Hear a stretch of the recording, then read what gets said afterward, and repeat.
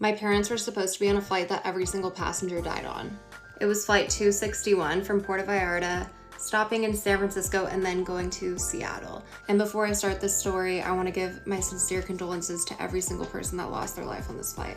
My parents had gone to Mexico very, very often because they were planning on moving out there, so going on an international trip was nothing to be ever concerned about. This particular morning, my mom got extremely, extremely sick, and my dad chalked it up to being anxiety, and she knew something else was wrong. At this point, it's the morning of the flight. There are no refunds available if they cancel, and my dad is really not trying to miss this flight, but my mom is so sick. She is throwing up. There's no way she can travel.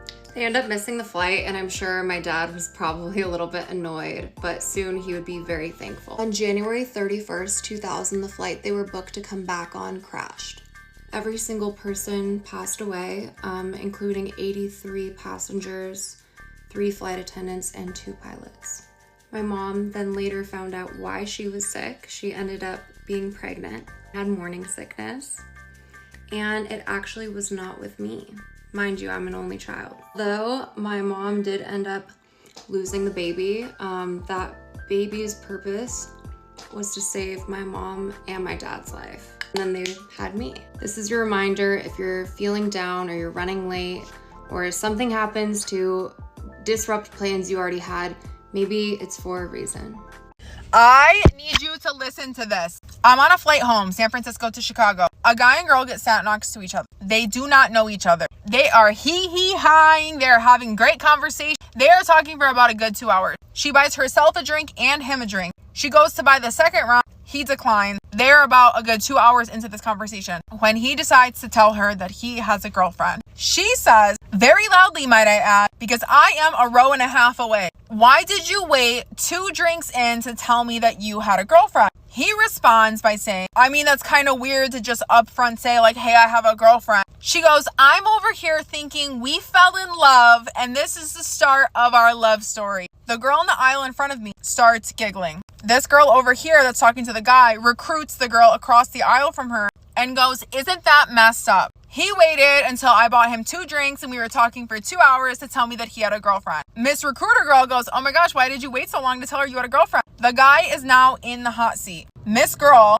goes, yeah, and his girlfriend is not even on his phone screensaver. Huge red flag. Girl in front of me, Miss Recruiter, is like giggling at all of this. Miss Girl goes, wait, are you guys not even Instagram official? How long have you guys even been dating? The guy says, we live together. We've been dating for 2 years. Both girls gasp. Miss Girl then repeats again, oh my gosh, and I thought this was our love story. I thought we were in love. She then tells guy and girl she is a phenomenal actress and it would be such a great idea for her to do a bit of them being married and her breaking up with him, only knowing each other for 4 hours. She then, the girl, starts doing the bit on the plane as we're descending and says, how dare you cheat on me? That was my grandmother's ring. I'm leaving you.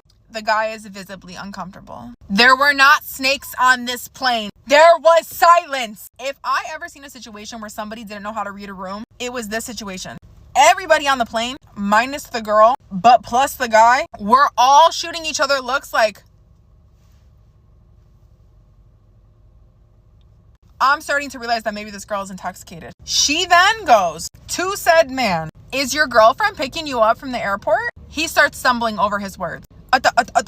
She goes, oh my goodness, I'm going to follow you out of the airport so I can meet her. Miss Recruiter Girl, who's sitting in front of me, realizes this is maybe not a good situation anymore. It's not a joke anymore. It's not funny. She goes, yeah, I don't think that's a good idea. I don't think this is going to end well. Miss Girl goes, I was just kidding. It was all just jokes. But I really did think we were in love. At this point, the line is being blurred of what is funny, what is a joke, what is serious, what is going on. The plane lands. Girl, hold on. Go to parts. I just had to call the cops for the first time in my entire life. I'm a little rattled. So last night there was this lady just belligerent, screaming in the parking lot. Like she got into some sort of altercation with these 2 girls that I guess live in her building. Like they're like younger girls. She has to be like 50 something, okay? And she's screaming all this crazy racist stuff, just in general calling them every book in the name. It was terrible. And the cops get there and it's a whole thing. And basically she was screaming at the cops because they wouldn't arrest the girls and they're like, you're the belligerent one here. Anyway, I just heard her screaming in the parking lot again. And I look out. This time, it's like a 14-year-old boy she's yelling at, chasing after. He's clearly trying to get away from her. He is screaming that she assaulted his father, all this stuff, okay? I took a short video of that, literally just to show my property manager. And then a little bit later, I hear her yelling out there again. This time, no one else is out there, and she's keying someone's car. And she's like, how about this? How about this? Yeah, I'm gonna do my name. She literally said that. She keyed the car with her own name. And I'm like, oh my God, I was gonna just leave a note and say, I have the video of the person who keyed your car with my phone number, but I was terrified that she would see it first and either take it off or use it to target me, and she would have my phone number at that point. So she keys the car, the back, the front, the sides, the other side, and then gets in her own car, peels out of the parking lot so fast, so dangerous, and she's definitely drunk. So the cops get here, and they are very familiar with her. Apparently last night was not like the first time they've had an issue with her. Get ready for this plot twist. You're not even ready. It was her own car. The car is registered to her. So the working theory is the boyfriend that she beat up and that little kid ran away from, not little kid, he was like 14, but she went out, keyed the car that I guess she bought for him, and gave herself thousands of dollars worth of damage on a car that she owns. And they're like, we can't press charges for keying her own car. Like, she could do that if she wants, I guess. But they're like, we're gonna document it just because there's so many other things going on with her. But like, oh my God. Have you ever gotten so mad you key your own car? Is that relatable? I cannot make this up. I cannot make this up. Imagine, first date with a man. You hit it off. Great energy. Date runs long, and you have a graduation party to get to. So I'm like, you know what? Okay, you want to come with me to my homegirl's graduation party? He's like, okay, yeah, sure. But I don't want to show up empty-handed, so we stop at the Target. Another green flag, because we've been hitting it off. Okay, great. We stop at Target. He gets her a card. We go to the graduation party. I introduce him to my friend. Cool. We go to my car. We're getting into my car. He's saying like, oh yeah, can you drop me off at the mall, da-da-da-da, like whatever. Fine, because he allegedly Ubered an hour to get to me because he lives far out, not in the city. This man gets in my car. All of a sudden, a woman comes up out of the blue. I don't know where this woman was. She comes up and she yanks open my passenger side door. She's like, what the F are you doing? Get up. Come with me right now. Come with me right now. Get up. Get up. You're coming with me. At first, I thought she was joking. And at first, I thought it was like she saw him from afar, thought he was fine. Came into the car, was like, you're coming with me. You're coming with me. Because he was just like, chill, chill, chill. So I was like, oh, okay, that's cute. Like, he's fine. Okay, period, sis. But, like, not too much. But then she gets rowdy. She's like, get out the car. Get out the car. And yanks this full-grown size man and yanks him out the car.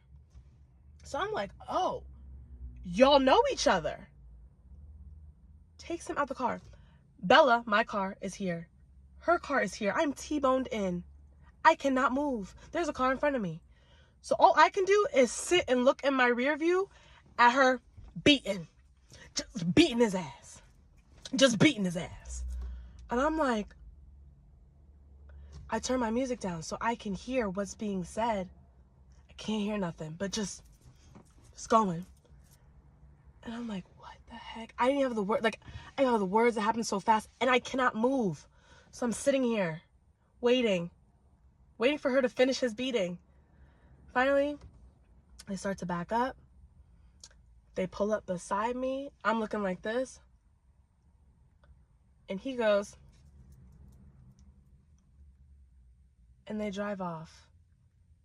And I just didn't know whether to laugh or cry. Because clearly that's your girl. We talked about cheating. We talked about red flags. We talked about green flags. He had passed a lot of, like, he had a good head on his shoulders, I thought. We talked about cheating in 30 minutes. We talked about emotional versus physical cheating. And she picked him up and yanked him out of the passenger side. And they drove off, and then he texted me, what are you doing?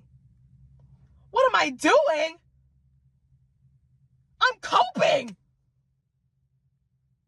I'm done with men. Especially